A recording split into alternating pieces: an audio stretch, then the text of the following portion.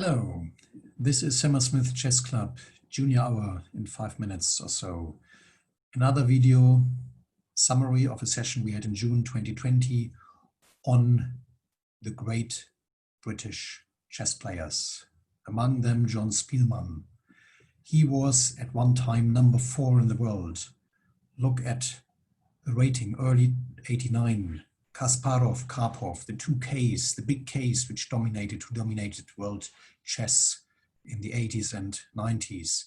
Then Nigel Short, Englishman, and Jonathan Speelman, just shortly behind Nigel Short. So what a strong duo, what two strong duos. Now John Speelman is a really nice fellow.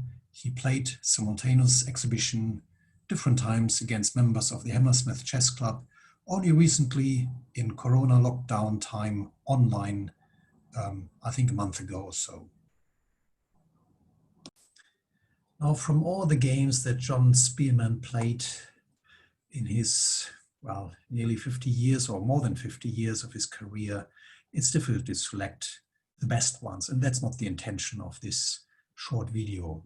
I selected two games. The first one, which he played as a junior, just 13 years old, in the British Championship for under 14, and he played this brilliantly in the style of the immortal game. He had white, and look, already very aggressive style, attacking style, sacrificing a knight in move 7. When I say in the style of the immortal, this is not an immortal game. There were a lot of mistakes on both sides, but that's not the important point. You have to try, you have to experience.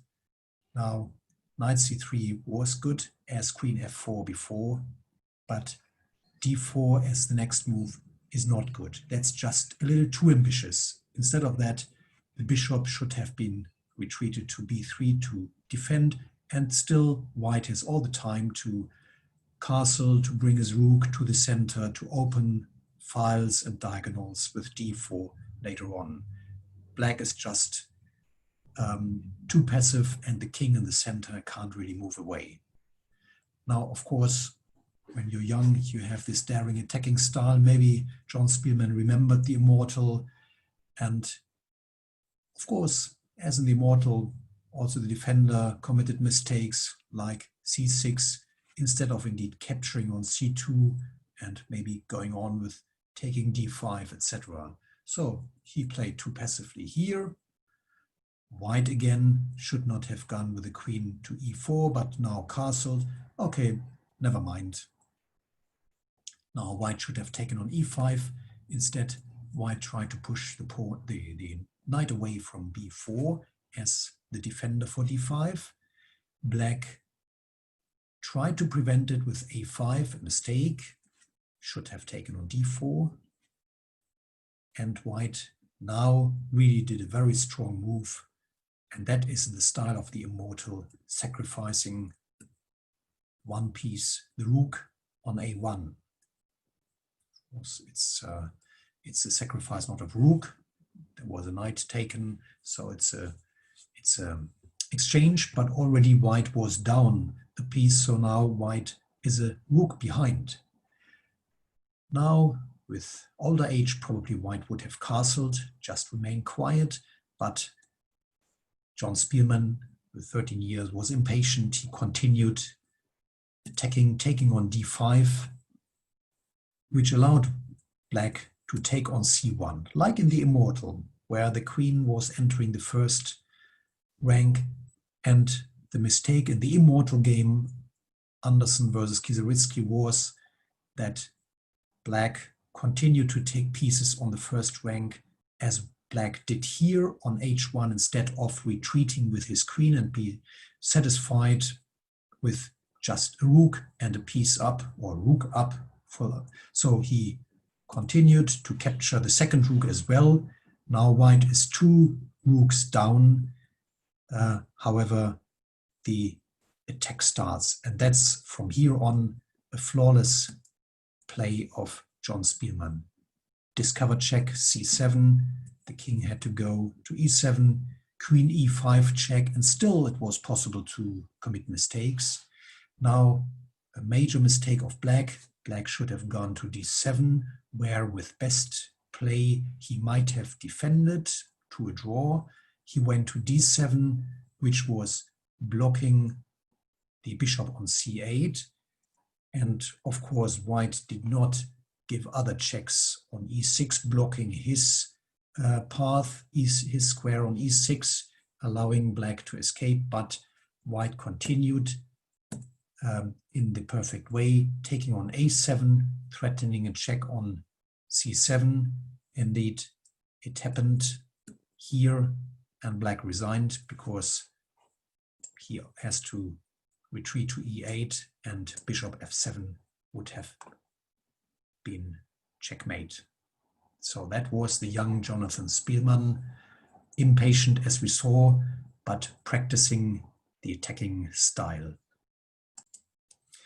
The second game I want to show, and please take your time, stop the video when you want, or go to the internet, download this game, Korchnoi versus Speelman. Speelman had black. He played in the heyday of his time, 1988 World Cup against Korchnoi, who was one of the huge challengers of the 2Ks, challenging for world titles as Speelman did. And in this game, he completely outplayed white, starting from now, a flawless or near flawless performance of black. And it might be easy when you see the moves, but in fact, there are so many ways where black could have made the wrong choice. So for example, here, what do you do? How do you continue your attack? Do you go with back with your bishop, with your knight to b4? Do you retreat your queen? No, you give a check. You offer the sacrifice. Of course, it's not really a sacrifice of the bishop because of the discovered check. King has to retreat, and that seems natural, to take the pawn, to go out of the way of the bishop. But now, what do you do now? Where do you go with your knight? Do you go to b4 to threaten c2? Do you go to e3? Yes. Speelman went to e3 because it does not only threaten c2, also white is to consider knight g2 check, or indeed knight f5. Of course, that allows white to up his attack on the black king. I mean, that also doesn't look too safe, especially when the white knight comes in. Now, white threatens mate in 1. For black, it takes a few moves actually to get at mate in 1. Black can take on f5. That was the idea of knight e3. Now protecting g7. G7 can be taken, and of course, if black would take on g7, then probably knight, probably queen h6, bishop h3, and then bishop g6 would mean the end for black. So now the attack for black has to be successful, otherwise white will win. Where to check? Yes, d4. Where to give a check now? Yes, on another black square on the diagonal. And now not exchanging queens on g3, but giving another check. Another check. And now, a silent move, retreat of the bishop, threatening checkmate on g2. White can't immediately up the attack on the king side. Would require a move to take f5, for example, take on h6 with a bishop, but mate is threatened. So white could move the rook to h2. Indeed, white resigned here, seeing how it would have continued. Knight takes h2. Queen takes h2, sacrifice. Rook comes in on the second rank of white. Rook g2, rook has to go here, and then soon there will be checkmate following, actually.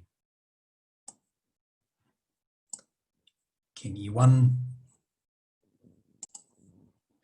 and not checkmate, but of course white would lose the queen, and now game is over. Knight c2, 8-1 is threatened, and black has won a wonderful attacking game. So that was a game at the heyday of John Speelman. Still going strong. Good luck.